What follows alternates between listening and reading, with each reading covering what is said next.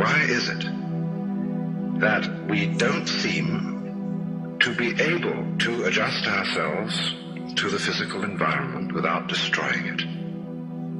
Why is it that in a way this culture represents in a unique fashion the law of diminishing returns, that our success is a failure, that we are building up, in other words, an enormous technological civilization which seems to promise the fulfillment of every wish almost at the touch of a button. And yet, as in so many fairy tales, when the wishes finally materialize, they're like fairy gold. They're not really material at all.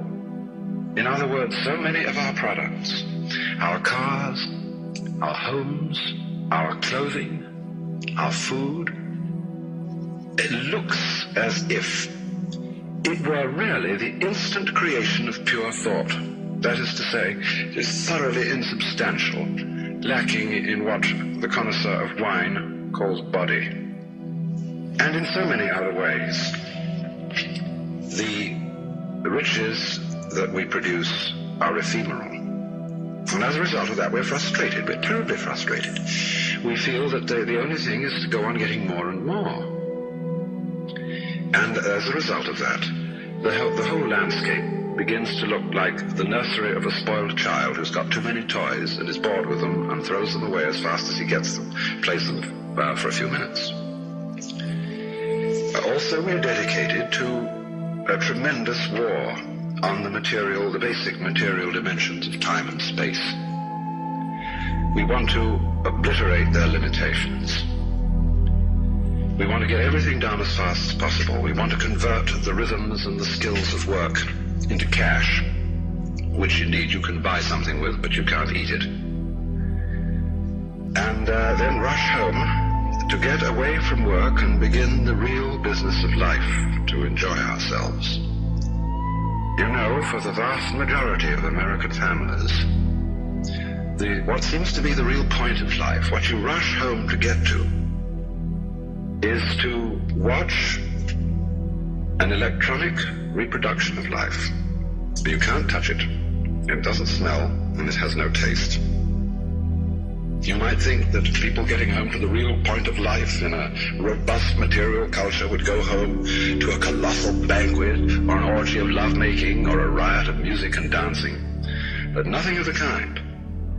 It turns out to be this purely passive contemplation of a twittering screen.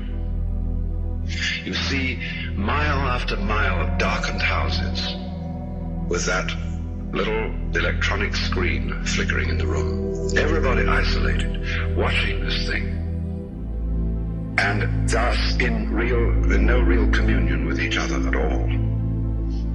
And this isolation of people into a private world of their own is really the creation of a mindless crowd.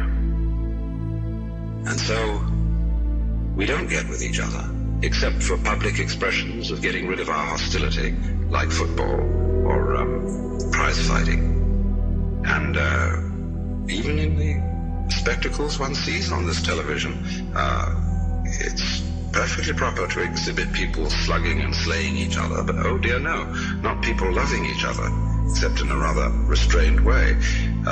One can only draw the conclusion that the assumption underlying this is that expressions of physical love are far more dangerous than expressions of physical hatred. And it seems to me that a culture that has that sort of assumption is basically crazy and devoted, unintentionally indeed, but nevertheless in fact devoted, not to survival, but to the actual destruction of life.